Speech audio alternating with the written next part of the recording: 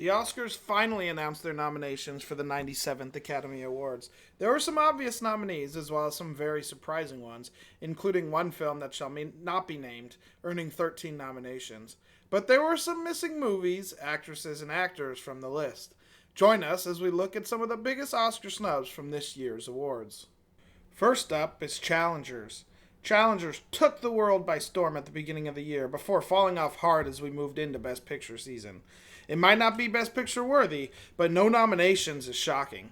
Challengers could definitely have been nominated for Best Original Screenplay or potentially Best Original Score, though they probably used too much licensed music for that.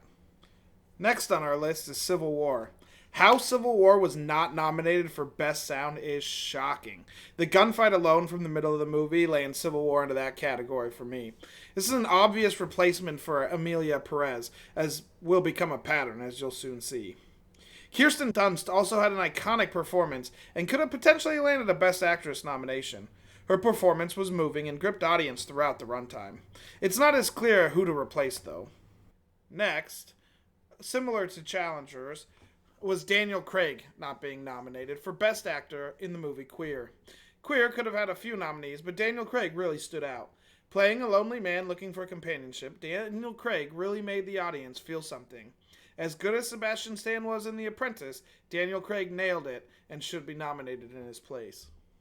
Next up on our list is Denis Villeneuve. Dune Part 2 did get nominated for Best Picture, but Denis Villeneuve was snubbed for Best Director. Dune Part 2 was probably the best science fiction fantasy movie since The Lord of the Rings: The Return of the King, and Denis Villeneuve should absolutely be nominated for his direction. You go from rooting for Paul Atreides to feeling off about him as the movie goes on. Denis Villeneuve masterfully adapted Frank Herbert's novel. The sound, cinematography, costumes, and story were all great, and that comes from the vision of the director. How you can have a potential Best Picture and not nominate the director is for sure a choice, and not the only time we will see it happen. Up next is Denzel Washington. While Gladiator 2 does have some issues, and is certainly not worthy of a Best Picture nomination, unsurprisingly, Denzel Washington nails his role as Macrinus. With only 5 nominees, it's hard to say for certain who should be removed, but we are including Denzel here anyways. Unfortunately for him, he will have to wait for his 10th nomination for Best Supporting Actor or Best Actor. Continuing our list is another director whose movie was nominated for Best Picture, but who failed to be nominated for Best Director, and that's Conclave's Edward Berger. Some knock Berger for his less flashy directorial style, but the fact that Conclave was nominated for so much outside of Best Director is telling, and it definitely lands Edward Berger a spot on our list. Jacques Audiard is the obvious person to replace. Continuing our list is I Saw the TV Glow. I Saw the TV Glow, like Challengers, received no nominations. I would include it for Best Original Screenplay, though it's not entirely obvious what it should replace. I Saw the TV Glow was for sure a better representation of the trans community, though, than Emilia Perez.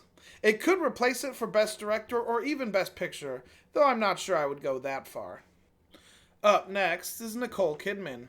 Unfortunately for Nicole Kidman, she joins a very small list of actresses who won Best Actress at the National Board of Review and failed to receive a nomination for Best Actress at the Academy Awards. She also won Best Actress at the Venice Film Festival for her role in Baby Girl, but that was not enough to be nominated here. Baby Girl was an interesting drama that kept audience members on the edge of their seats, and Nicole Kidman was one of the main reasons for that. She delivers a gripping performance throughout, while allowing us to relate and feel for her character. Unlike a lot of other entrants on this list, Nosferatu did net some nominations, such as Best Production Design, Best Makeup and Hairstyling, Best Costume Design, and Best Cinematography, but a few categories were missing for it. Best Director could definitely have been possible for Robert Eager's heart-pounding and atmospheric vampire movie. The score was masterfully designed, and the performances from many different actors and actresses were phenomenal. Lily Rose Depp for Best Supporting Actress or Aaron Taylor Johnson for Best Supporting Actor, not happening, earns its spot on the list of biggest Oscar snubs. Our second to last entrant on the list is Sing Sing. Sing Sing did receive a Best Actor nomination, but is missing from Best Picture land. The obvious movie for it to replace, and stop me if you've heard this one before, is Emilia Perez. The drama about a group of prisoners and their acting trope is ripe for a Best Picture nomination, and its absence from the list is a little surprising.